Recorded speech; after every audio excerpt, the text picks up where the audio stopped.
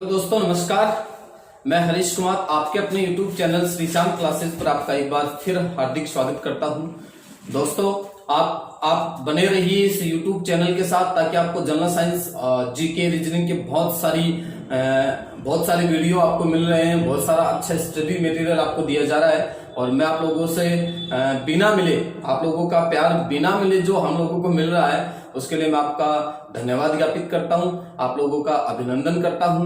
पिछले टॉपिक की यदि बात करूं तो मैं लेकर के चला हुआ था आप लोगों के साथ नर जनन तंत्र, जो मैंने आपको कंप्लीट पढ़ा दिया है। अब नेक्स्ट पॉइंट की अपन बात करें तो अगला जो सिस्टम आता अपना वो है फीमेल रिप्रोडक्टिव सिस्टम, मादा जनन तंत्र। मादा जनन तंत्र की अपन बात करें तो मादा जनन तंत्र के अंतर्गत कौन कौन से पॉइंट आते हैं अपने।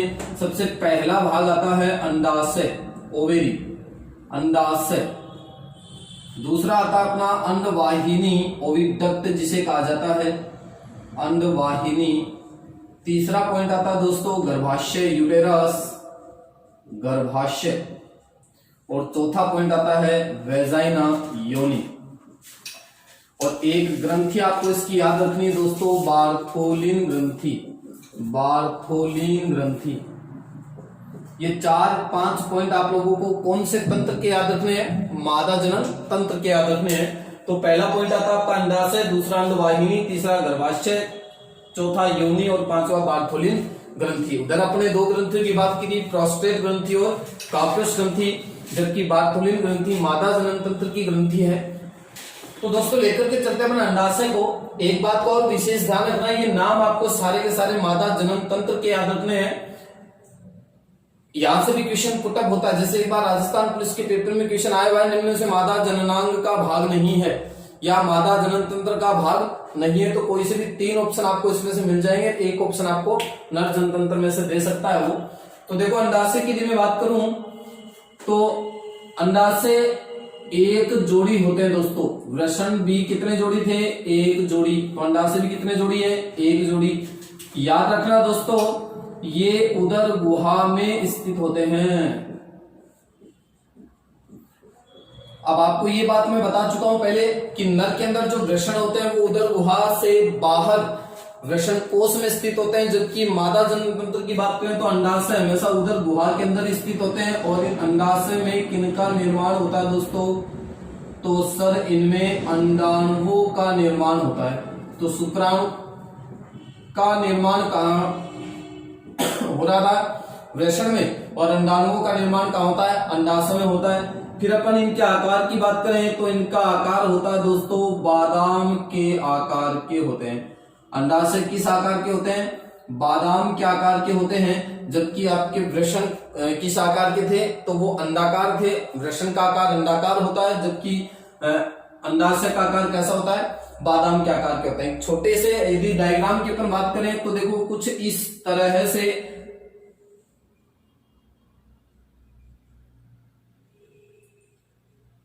ये ओवेरी उपस्थित होती है यहां अंडाशय।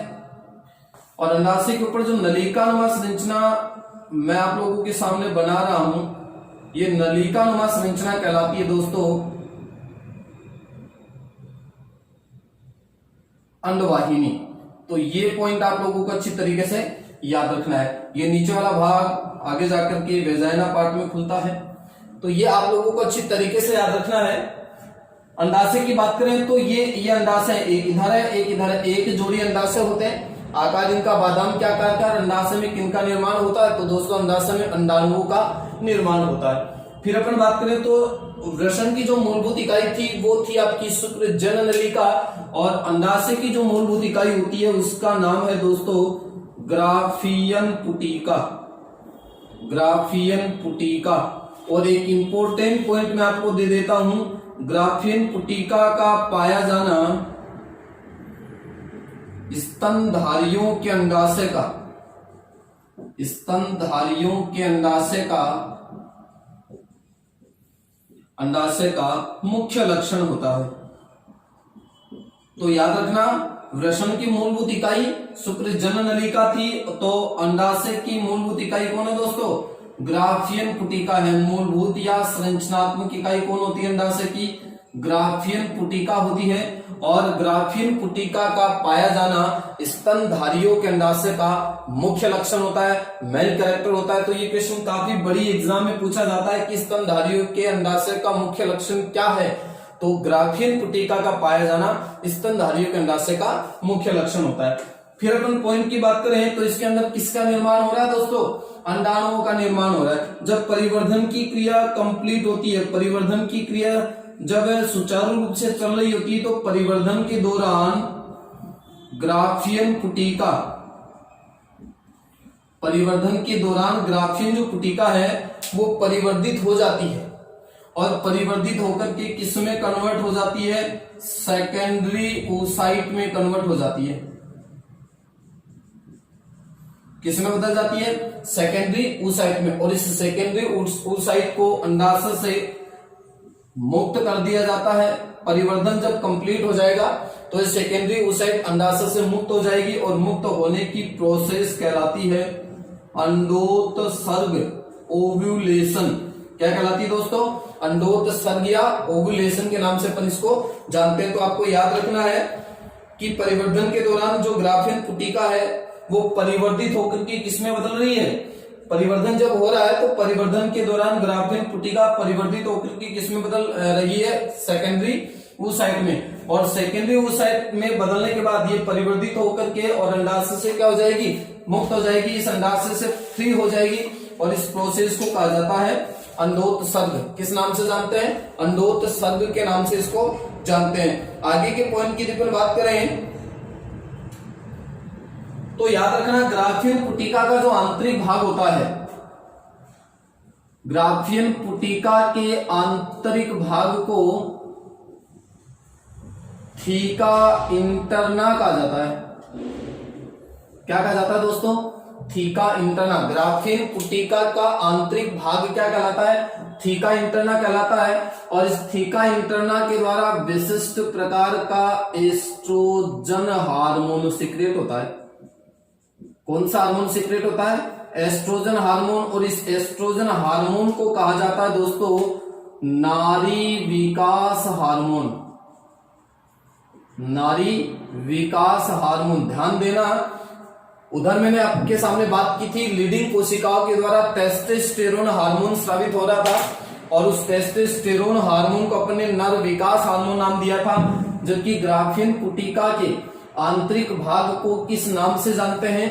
थीका इंटरना के नाम से जानते हैं। और थीका इंटरना के द्वारा कौन सा हार्मोन सिक्रेट हो रहा है? तो सर वो एस्ट्रोजन हार्मोन है। और एस्ट्रोजन हार्मोन को किस हार्मोन के नाम से जानते हैं? नारी विकास हार्मोन कहा जाता है। नारी विकास हार्मोन क्यों कहते हैं? क्योंकि यह नारी के या मादा के द्वितीयक गौण लैंगिक लक्षणों पर क्या करता है दोस्तों? नियंत्रण करता है। मादा के द्वितीयक गौण लैंगिक लक्षणों पर क्या करता है? नियंत्रण करता है। तो मादा के द्वितीयक गौण लैंगिक लक्षण कौन कौन से हैं? दाढ़ी मूंछ का नहीं आना, पुरुष के ऑपोजिट है दाढ़ी मूंछ का नहीं आना। इसके अलावा आवाज का पतला होना, आवाज सुरीली होती है लेडीज की। इसके अलावा शरीर पर बाल कम उपस्थित होते हैं। स्तन ग्रंथियों का विकास होने लगता है, स्तन का विकास होने लगता है। गर्भाशय यानी कि यूटेरस वेजाइना का विकास होने लगता है। इसके अलावा देखो ये वाला अंश मेखला वाला पार्ट है, ये जेंट्स का ज्यादा चौड़ा होता है और ये श्रोणी नीचे वाला जो भाग है उसको श्रोणी मेखला कहते हैं। लेडीज का ये वाला भाग नीचे वाला जो श्रोणी भाग है वो ज्यादा चौड़ा होने लगता है। तो ये सारे के सारे मादा के कौन से लक्षण है? द्वितीयक गौण लैंगिक लक्षण। और द्वितीयक गौण लैंगिक लक्षणों पर कंट्रोल कौन सा हार्मोन करता है दोस्तों?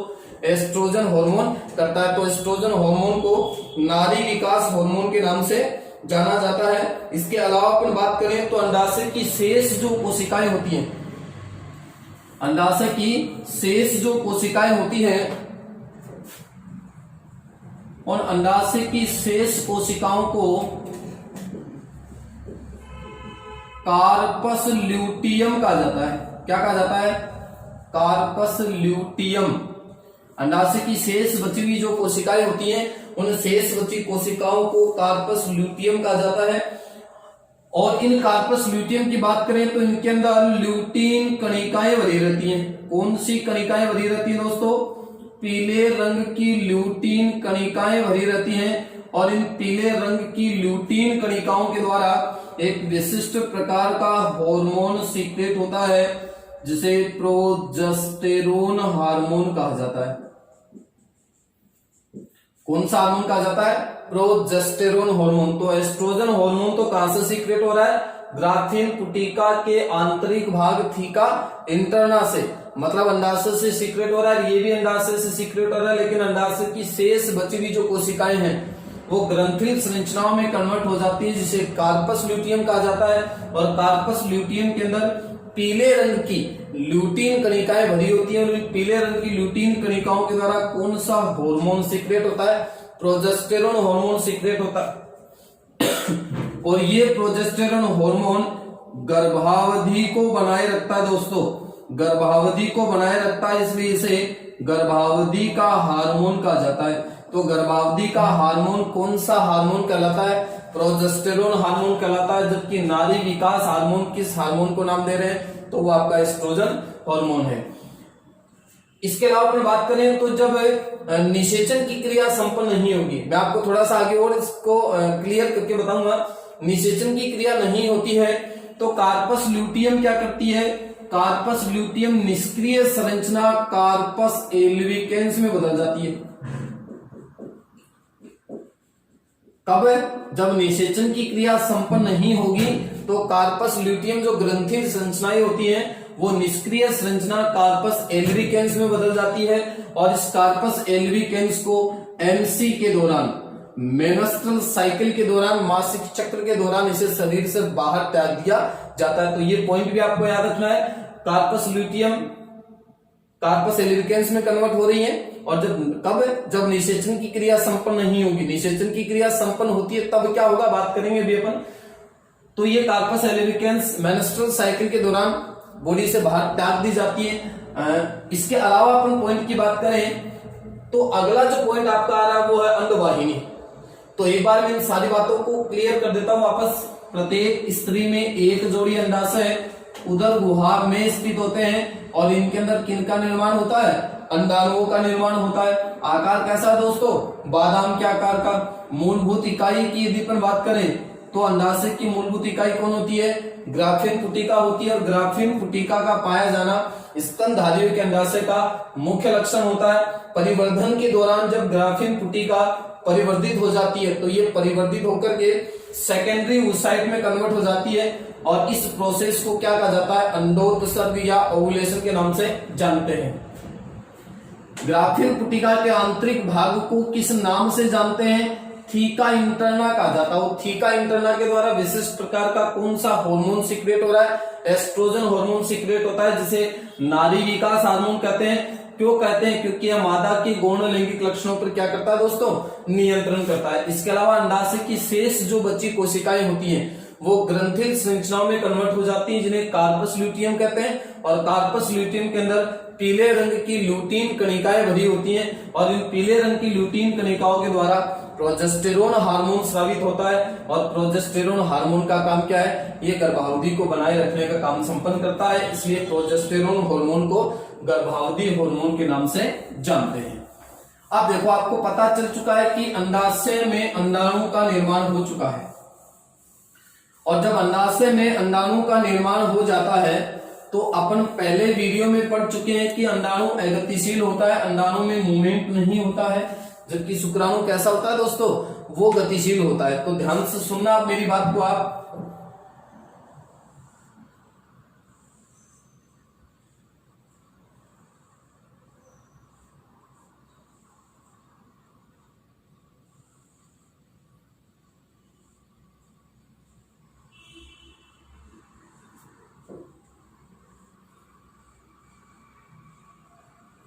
ये देखो, ये है अंडवाहिनी। ये कौन सा पार्ट है? अंडवाहिनी ओविडक्ट कहलाती है। और ये है अंडाशय। तो अंडाशय में किसका निर्माण हो चुका है? अंडाणु का निर्माण हो चुका है सर। अब देखो विशेष पॉइंट, यदि मैं अंडवाहिनी की बात करूं तो इस अंडवाहिनी को निषेचन नलिका कहा जाता है। कौन सी नलिका कहते हैं? निषेचन नलिका। किस नलिका को कहते हैं? तो अंडवाहिनी को कहते हैं। ध्यान से सुना, इसको निषेचन नलिका नाम क्यों दिया गया है? अंडाशय में बने हुए अंडाणु जब ये अंडवाहिनी ग्रहण कर लेती है, यानी कि अंडोत्सर्ग की क्रिया कंप्लीट हो जाती है, तो वो अंडाणु किस में आ जाता है? वो अंडवाहिनी में आता है। और अंडवाहिनी क्या करती है? शुक्राणु के लिए इसका इंतजार करती है। अंडवाहिनी के अंदर जो अंडाणु है वो अंडाणु शुक्राणु का वेट करता रहता है। और मान लो शुक्राणु सेक्स प्रोसेस की क्रिया के दौरान शुक्राणु यहां तक पहुंच जाता है, मैथुन क्रिया के दौरान शुक्राणु यहां तक पहुंच जाता है, तो आपको पता लग गया होगा अंडाणु का मिलन किसके साथ हो गया दोस्तों? शुक्राणु के साथ हो गया। और अंडाणु और शुक्राणु के संयुग्मन की जो क्रिया होती है, अंडाणु और शुक्राणु के संयुग्मन की क्रिया को निषेचन क्रिया कहा जाता है, फर्टिलाइजेशन कहा जाता है। क्या कहते हैं दोस्तों? निषेचन या फर्टिलाइजेशन। किसकी क्रिया को? अंडाणु और शुक्राणु के संयुग्मन की क्रिया क्या कहलाती है? निषेचन क्रिया कहलाती है। और ये निषेचन क्रिया याद रखना मादा के कौन से पार्ट में संपन्न होती है? तो वो पार्ट आपका कौन सा है? अंडवाहिनी। इसलिए इसको किस नलिका के नाम से जानते हैं? निषेचन नलिका के नाम से जानते हैं। आपको ऑप्शन में निषेचन नलिका के साथ साथ फैलोपियन ट्यूब भी नाम मिल सकता है। कौन सा नाम मिल सकता है दोस्तों? Fallopian tube. तो याद रखना अंडाशय के अंदर जो अंडाणु बना है वो तो गतिशील है, लेकिन जैसे अंडोत्सर्ग की क्रिया कंप्लीट हो जाएगी तो अंडाणु किस में आ गया? अंडवाहिनी में आ गया। और ये अंडवाहिनी में यहाँ पर रेस्ट करता है। अंडवाहिनी के अंदर ये शुक्राणु का वेट करता है। मान लो सेक्स प्रोसेस की क्रिया के दौरान शुक्राणु इस अंडाणु तक पहुंच जाता है, तो अंडाणु और शुक्राणु का संयुग्मन हो जाएगा। इस संयुग्मन को निषेचन कहा जाता है। निषेचन की क्रिया कहां संपन्न हुई? अंडवाहिनी या फैलोपियन ट्यूब में संपन्न होती है। इसलिए अंडवाहिनी को कौन सी नलिका के नाम से जाना जाता है? निषेचन नलिका के नाम से जाना जाता है। अब देखो दोस्तों, जैसे ही निषेचन नलिका के अंदर या अंडवाहिनी के अंदर निषेचन की क्रिया कंप्लीट हो चुकी है, तो ये कहलाता है जाइगोट, युग्मनज कहते हैं इसको। जब निषेचन की क्रिया कंप्लीट हो जाती है तो इसे, इस निषेचित अंडे को किस नाम से जानते हैं? जाइगोट या युग्मनज के नाम से जानते हैं। ये जो आपकी अंडवाहिनी होती है ये सीलिया युक्त होती है, सीलिया पाए जाते हैं। और सीलिया की वजह से ये जाइगोट किस में आ जाता है दोस्तों? ये आपकी यूटेरस में आ जाता है, गर्भाशय में आ जाता है। किस में आता है? गर्भाशय या यूटेरस में आता है। तो ध्यान से सुना, एक विशेष पॉइंट में आपको बता रहा हूं। जो जाइगोट बना है यहाँ, निषेचित अंडा जो हुआ है, उस निषेचित अंडे या जाइगोट को 7 दिन बाद, कितने दिन बाद?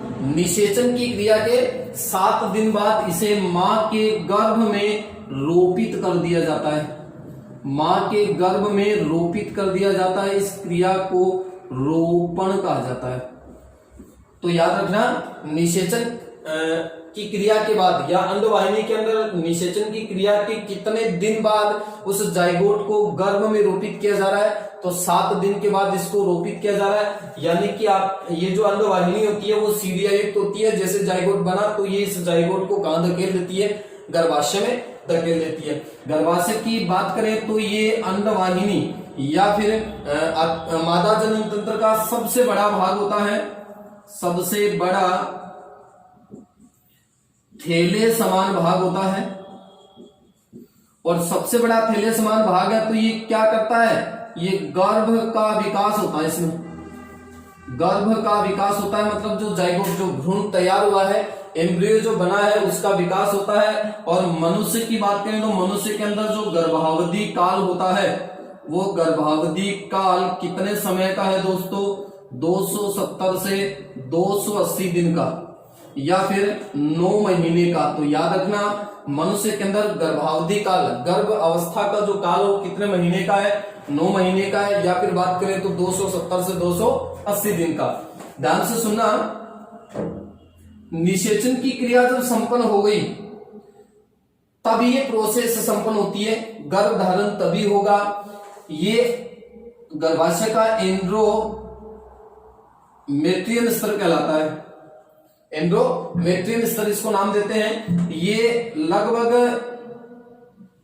मोटा मोटा सा हो जाएगा यहाँ, क्योंकि गर्भ, ये जैसे ही निषेचित अंडा या जाइगोट इसके अंदर आएगा तो ये पूरी तरीके से ये नलिकाएं एंडोमेट्रियम जो इस तरह मोटा हो जाता है। अब देखो विशेष पॉइंट, ये जो गर्भाशय है ये अपने मतलब कि जो मूत्राशय होता है या मलाशय जो होता है, मलाशय के पृष्ठ भाग से ये दोनों ओर के गर्भाशय आपस में एक नलिका नुमा संरचना में खुलते हैं। दोनों ओर के गर्भाशय जो है वो मलाशय के पृष्ठ भाग पर, पृष्ठ भाग का मतलब पीछे वाला भाग, तो मलाशय के पृष्ठ भाग पर एक नलिका नुमा संरचना में खुलते हैं। उस नलिका नुमा संरचना को कहा जाता है दोस्तों वेजाइना या योनि के नाम से जानते हैं। और योनि की अपन बात करें तो इसे भी उभय मार्ग कहते हैं। यानी कि इसके अंदर कौन कौन से छिद्र उपस्थित होते हैं? मूत्र छिद्र उपस्थित होता है और जनन छिद्र उपस्थित होता है। मूत्र छिद्र और जनन छिद्र उपस्थित होता है। अब देखो विशेष जो पॉइंट आपका आता है योनि, बर्थ केनाल, मतलब बच्चे का जन्म है। ये देखो 270 से 280 दिन की अवधि के बाद एक स्वस्थ बच्चे का जन्म होता है। और बच्चे का जन्म जिस नलिका के माध्यम से होता है उस नलिका को कहा जाता है बर्थ केनाल या जन्म नलिका। कौन सी नलिका कहते हैं दोस्तों? बर्थ केनाल या जन्म नलिका। और जिस दिन इस बच्चे का जन्म होता है, जिस दिन ये बच्चा बर्थ केनाल से बाहर आता है, उस दिन को आप कौन सा दिन मनाते हो? बर्थ डे मनाते हो, उस बच्चे का जन्म दिन मनाते हो। तो ये विशेष पॉइंट आप लोगों को याद रखना है। निषेचन क्रिया क्या होती है, निषेचन क्रिया कहाँ संपन्न होती है, जाइगोट क्या होता है, एम्ब्रियो क्या होता है, गर्भावधि का जो काल है वो कितने दिन का होता है, वगैरह वगैरह। इतने पॉइंट आप लोगों के लिए अच्छे हैं, इंपॉर्टेंट है। अब देखो एक पॉइंट और आता है इधर आपका मासिक चक्र,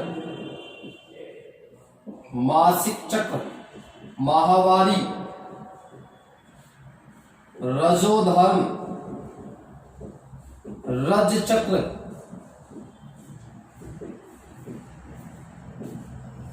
मेंस्ट्रुअल साइकिल। ये पॉइंट पे आप लोगों को अच्छी तरीके से याद रखना है। ये क्या है देखो ध्यान से सुनना। जब निषेचन की क्रिया संपन्न हो गई, याद रखना निषेचन की क्रिया जब संपन्न हो जाती है तब तो जाइगोट बनेगा, गर्भ धारण होगा। लेकिन निषेचन की क्रिया संपन्न नहीं होगी तब क्या होगा? तो ध्यान से सुनना इस बात को। जब निषेचन की क्रिया संपन्न नहीं होगी तो इधर जो अंडाणु बना था, अंडाणु किधर बना था? अंडाशय में। एक पॉइंट मैं आपको पहले बता देता हूं, मेंस्ट्रुअल साइकिल का जो टाइम होता है वो 28 दिन का होता है। कितने दिन का होता है दोस्तों? 28 दिन का। तो याद रखना लगभग 14वें दिन की यदि मैं बात करूं, 14वें दिन की यदि बात की जाए तो 14वें दिन अंडाणु बहुत ज्यादा एक्टिव होता है। ओव्यूलेशन की प्रोसेस होती है, बहुत ज्यादा एक्टिव होता है। ये शुक्राणु के साथ जुड़ने के लिए तत्पर रहता है। और यदि इसको शुक्राणु मिल गया तब तो जाइगोट का निर्माण हो जाएगा, गर्भ धारण हो जाएगा। लेकिन शुक्राणु नहीं मिला तब क्या होगा? शुक्राणु नहीं मिला तब क्या होगा? अंडाणु के साथ शुक्राणु का संयुग्मन नहीं हुआ तब क्या होगा? तो ध्यान से सुना, लगभग 16वें दिन की यदि मैं बात करूं तो 14वें दिन आपको याद रखना है ओव्यूलेशन की क्रिया बहुत फास्टली होती है, ओवम एकदम से एक्टिव होता है। और 16वें दिन की यदि बात करें तो ये धीरे धीरे जो ये ओवम होता है, ये जो अंडाणु है ये टूटना प्रारंभ हो जाता है। धीरे धीरे टूटना, इसका क्षय प्रारंभ हो जाएगा। सुनना ध्यान से आगे। इसके साथ साथ ये अंडाशय का गर्भाशय का जो स्तर है, ये गर्भाशय का जो स्तर जो मोटा हो चुका था, ये भी अब वेजाइना पार्ट के माध्यम से, वेजाइना पार्ट के माध्यम से रक्त के साथ बाहर निकलना प्रारंभ कर देता है। किसके साथ? रक्त के साथ। लगभग 27-28वें दिन की यदि मैं बात करूं तो 27-28 दिन तक ये प्रोसेस चलती है। ये धीरे धीरे इस अंडाशय के अंदर बनने वाले अंडाणु का क्षय प्रारंभ होता है। ये जो एंडोमेट्रियम स्तर है इसका क्षय प्रारंभ होता है। तो 28 दिन की अवधि मासिक चक्र की अवधि मानी गई है। और जब दूसरे मेंस्ट्रुअल साइकिल की बात करूं, दूसरे मंथ की बात करूं तो 28 दिन जैसे पूरे हो गए तो लगभग 1 दिन से लेकर और समथिंग 4 या 5 दिन तक, 1 दिन से लेकर 4 या 5वें दिन तक ये जो नष्ट हुआ अंडाणु है और ये जो गर्भाशय का एंडोमेट्रियम स्तर था ये वाला स्तर वेजाइना पार्ट के माध्यम से रक्त के साथ बाहर निकलना प्रारंभ करता है, जिसको ब्लीडिंग के नाम से जानते हैं, ब्लीडिंग, या फिर इसको मेंस्ट्रुअल फ्लो के नाम से भी जाना जाता है। तो इसकी जो अवधि है वो कितने दिन की है? 28 दिन की है, याद रखना। अब इसी से संबंधित क्वेश्चन बड़े इंपॉर्टेंट आते हैं। एक पॉइंट को आप विशेष नोट करेंगे, जब निषेचन की क्रिया संपन्न होगी तब ये प्रोसेस संपन्न नहीं होगी। मतलब कि गर्भावस्था के अंदर मां के अंदर ये मेंस्ट्रुअल साइकिल की क्रिया संपन्न नहीं होती है। जब मां गर्भ धारण कर चुकी होती है तो मेंस्ट्रुअल साइकिल क्रिया संपन्न नहीं होगी, ये आपको विशेष याद रखना है। जब निषेचन की क्रिया संपन्न होगी तब तो उधर वाली प्रोसेस संपन्न होगी, और जब निषेचन की क्रिया संपन्न नहीं होती तब इधर वाली, ये वाली मेंस्ट्रुअल साइकिल वाली प्रोसेस संपन्न होती है। 2 पॉइंट आप लोगों को यहां से अच्छे से याद रखने हैं। एक पॉइंट आता है दोस्तों रजोदर्शन, रजोदर्शन मीनार्की, रजोदर्शन या मीनार्की, याद रखना। लगभग 12 से 13 वर्ष की किशोरी में, किशोरी का मतलब युवती, नव युवती, 12 से 13 वर्ष की किशोरी में ये मासिक चक्र की क्रिया जब प्रथम बार संपन्न होती है, मतलब ये वाली प्रोसेस जो मैंने आपको बताई है, ये जब 12 से 13 वर्ष की लड़की में प्रथम बार संपन्न होती है तो इसे रजोदर्शन कहते हैं। देखो रज चक्र नाम लिख रखा मैंने, रजोधर्म रज चक्र, तो रज चक्र का वो लड़की पहली बार क्या करती है? दर्शन करती है। इसको रजोदर्शन के नाम से जानते हैं, मीनार्की के नाम से जानते हैं। याद रखना इसका टाइम कितना है? 12 से 13 वर्ष उम्र की किशोरी की बात करें अपन। और एक पॉइंट आता है रजोनिवृत्ति, रजोनिवृत्ति या मीनोपोज, रजोनिवृत्ति या मीनोपोज, ये पॉइंट क्या है? तो देखो रजो में नाम दिख रहा है आपको, रज निवृत्ति का मतलब क्या है? पूरा कर लेना, छुटकारा पा लेना। जैसे अपन कई बार बोलते हैं कि मैं मेरे काम से निवृत्त हो चुका हूं, मतलब मेरा काम कंप्लीट कर लिया है। तो याद रखना लगभग 45 से 50 वर्ष की महिला में,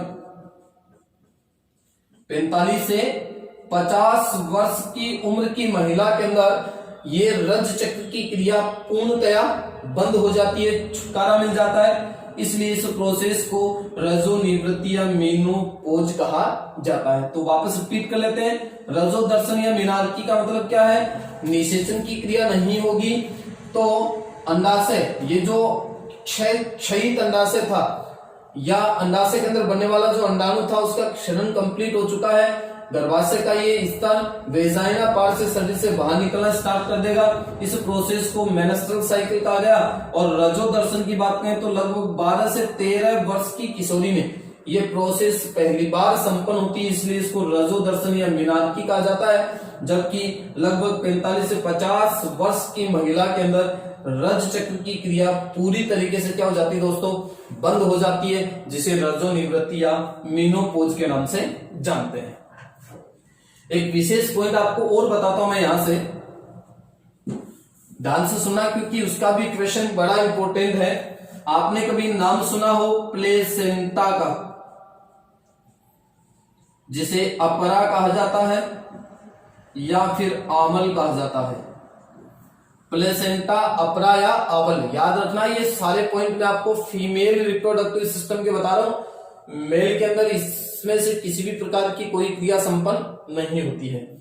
देखो जैसे ही जाइगोट इस गर्भ के अंदर आता है, गर्भाशय के अंदर आता है, युग्मनज जाइगोट निषेचित अंडा, तो ये जो गर्भाशय का जो स्तर है ये विशिष्ट प्रकार की एक नलिकानुमा संरचना बनाता है, और इस नलिकानुमा संरचना को अपरा या प्लेसेंटा कहते हैं। तो सर ये काम क्या करता है? याद रखना, गर्भस्थ शिशु मतलब गर्भ में पल रहा शिशु और मां के गर्भाशय के बीच, मां के गर्भाशय के बीच जो क्रियात्मक संबंध स्थापित होता है, जो क्रियात्मक संबंध स्थापित होता है, जिस नलिका के माध्यम से स्थापित होता है, उस नलिकानुमा संरचना को कहा जाता है प्लेसेंटा।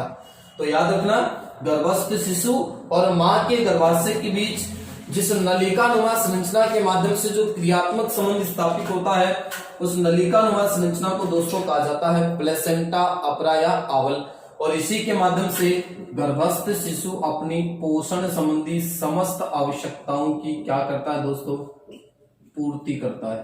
पोषण संबंधी समस्त आवश्यकताओं की क्या करता है, पूर्ति करता है। ये पॉइंट भी आप लोगों के लिए इंपॉर्टेंट है। तो आशा करता हूं कि ये वीडियो आप लोगों को बहुत अच्छे लग रहे होंगे, बहुत अच्छी तरीके से आप इनको समझ पा रहे होंगे। ये आपका मादा जनन तंत्र कंप्लीट हो चुका है। अब एक और वीडियो इस तंत्र का अपलोड किया जाएगा, उसके अंतर्गत मैं आपको नर जनन तंत्र और मादा जनन तंत्र से संबंधित जितने भी क्वेश्चन है जो एग्जाम्स में पुटअप होते हैं, वो आपको बहुत अच्छी तरीके से बताऊंगा। कैसे कैसे क्वेश्चन किस किस प्रकार से बने हुए हैं। बहुत सारे ऐसा इंपॉर्टेंट क्वेश्चन है जो इन दोनों से रिलेटेड हैं, पर जनन तंत्र के अंतर्गत अपन उनका अध्ययन नहीं कर सकते क्योंकि वो क्वेश्चन कुछ अलग टाइप के हैं। तो उन क्वेश्चनों को आप देखना ना भूलें और याद रखिए उन क्वेश्चनों से बहुत सारे जो क्वेश्चन है वो बार बार कंपटीशन एग्जाम में पूछे जा चुके हैं और उन क्वेश्चनों को देखने के लिए आप मेरे से जुड़े रहें।